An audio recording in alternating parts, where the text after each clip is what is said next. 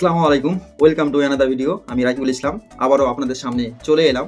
আজকের টপিকটি হচ্ছে শিশুদেরকে নিয়ে। ভারতবর্ষ তথা দেশ ও দেশের বাইরের প্রতিটি প্যারেন্টস অর্থাৎ পিতামাতা খুব দুশ্চিন্তার মধ্যে থাকে।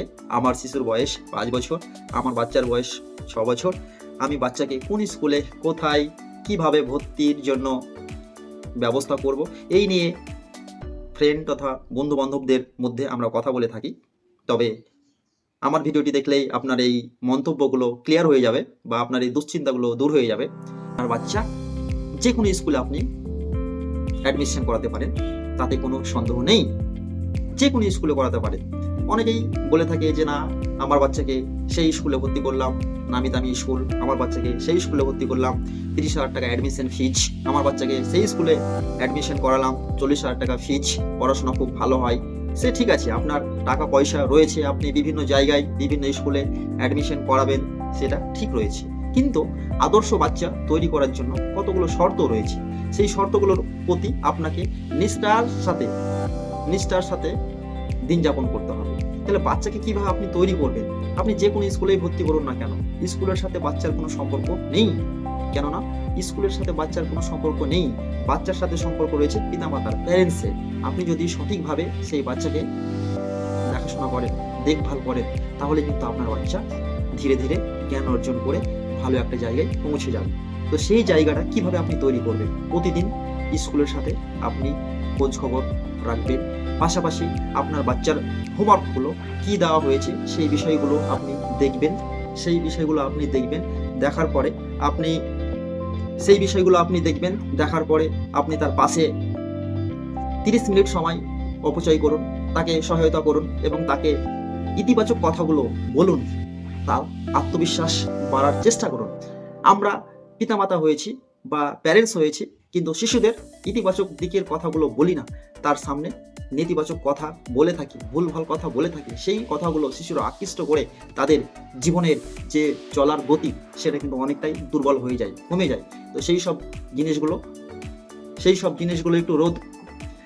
জিনিসগুলো রোধ করে আপনার শিশুকে আপনি সময় দিন।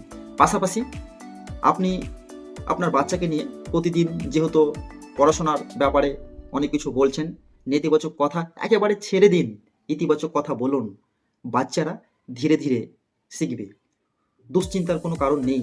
প্রতিটি বাচ্চার আলাদা আলাদা শেখার পদ্ধতি, এই নিয়ে মনোবিজ্ঞানের একাধিক উদ্ধৃতি ব্যবহার করেছেন যে প্রত্যেকটি বাচ্চার আলাদা আলাদা শেখার পদ্ধতি রয়েছে। সেই পদ্ধতিতে আপনার বাচ্চা শিখে যাবে। স্কুলের কোনো বিষয় নেই, আপনি যে স্কুলে ভর্তি করুন না কেন, আপনাকে সর্বদা মনে রাখতে হবে বাড়িতে তাকে পর্যাপ্ত পরিমাণে সময় না দিলেও প্রতিদিন যাতে আপনি 30 মিনিট 1 ঘন্টা সময় তার প্রতি নষ্ট করুন।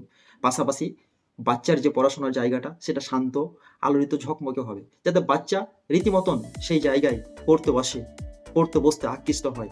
পাশাপাশি বাচ্চাকে সর্বদাই খেলাধুলার মাধ্যমে পড়াশোনা করতে সাহায্য করুন।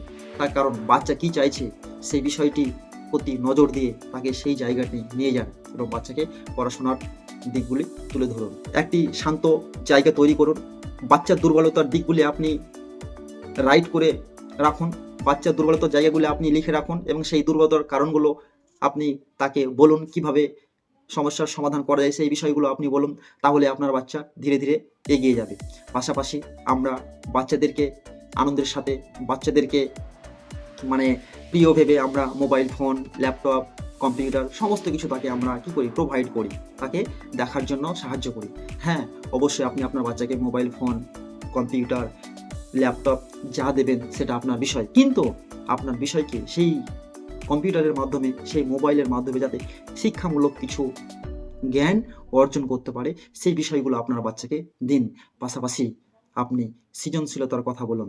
যদি সৃজনশীলতার কথা বলতে পারেন, সৃজনশীলতা কি? বাচ্চাদের সবচেয়ে গুরুত্বপূর্ণ হচ্ছে সৃজনশীলতা।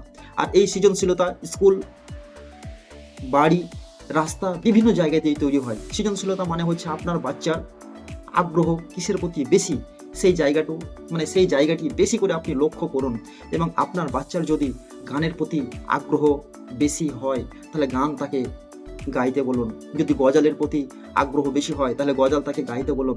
যদি তাকে ড্রয়িং করার বিষয়ে আগ্রহ বেশি থাকে তাহলে সেই ড্রয়িং করতে বলুন। পাশাপাশি তার যে বিষয়ের প্রতি বেশি টান সেই বিষয়টা তাকে করতে বলুন। তাহলে দেখবে আপনার বাচ্চা ধীরে ধীরে কিন্তু পড়াশোনার প্রতি মনোনিবেশ ঘটিয়েছে, পাশাপাশি আকৃষ্টও হয়েছে। ইতিবাচক দিকগুলো বলুন এবং বাচ্চারা শিখতে পারবে। সেই শিখতে পারার জন্য আপনি ধৈর্য ধরুন, পাশাপাশি আপনি পাশে নিয়ে বসুন। তাহলে আপনার বাচ্চা সুন্দরভাবে সাবলীলভাবে এগিয়ে যাবে। স্কুল বা গভর্নমেন্ট স্কুল, প্রাইভেট স্কুল, যে স্কুলের কথাই আপনি বলুন না কেন, প্রতিটি স্কুলেই কিন্তু একটা নির্দিষ্ট সিলেবাস রয়েছে। সেই সিলেবাসের মধ্যেই কিন্তু বাচ্চাকে আবদ্ধ করা হয় বা সেই সিলেবাসের মধ্যে বাচ্চাকে ধরে রাখা হয়।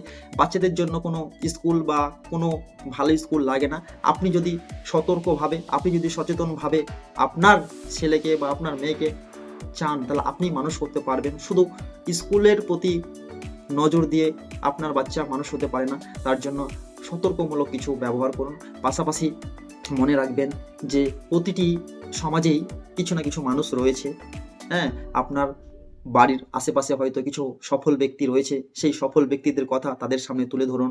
আপনি যদি নিজেও সফল হন তাহলে আপনার কথা তুলে ধরুন। একটু সুখ দুঃখের কথাগুলো তুলে ধরুন। সেই সুখ দুঃখের কথার সাহায্যেও কিন্তু বাচ্চারা ভালো কিছু শিখতে পারে। তাই সর্বশেষে আমি বলতে চাই, স্কুলের কোনো ব্যাপার নেই। আপনার বাচ্চা যে স্কুলেই অ্যাডমিশন করান না কেন, যে স্কুলেই পড়ুক না কেন, তাতে কোনো সন্দেহ নেই। আলাদা বিষয়, শিক্ষা ব্যবস্থা 95% পিতামাতার উপর নির্ভর করে, বিশেষ করে শিশুকেন্দ্রিক শিক্ষা ব্যবস্থা। আর এই শিশুকেন্দ্রিক শিক্ষা ব্যবস্থার জন্য আমরা একাধিক দুশ্চিন্তায় পড়ে যাই। সেই দুশ্চিন্তা থেকে বেরিয়ে এসে মনের মধ্যে জোর খুঁজে বাচ্চাদের প্রতি ইতিবাচক কিছু দৃষ্টান্ত তুলে ধরে সমাজের MBBS, IPS, BDO এই সমস্ত কথাগুলো তুলে ধরে তাদের একটা আলাদা মর্যাদা দিন। দেখবেন আপনার বাচ্চা সুন্দরভাবে সফলভাবে বেড়ে উঠেছে। মনে রাখবেন প্রতিটি বাচ্চাই আলাদা এবং তাদের শিক্ষার পদ্ধতিও আলাদা। এই নিয়ে হতাশ হওয়ার কোনো কারণ নেই। হ্যাঁ, ধৈর্য ধরুন, আপনার বাচ্চা পারবে। তবে আপনি বাড়িতে হোম স্টাডির সময় আপনি একটু আপনার বাচ্চাকে সময় দিন।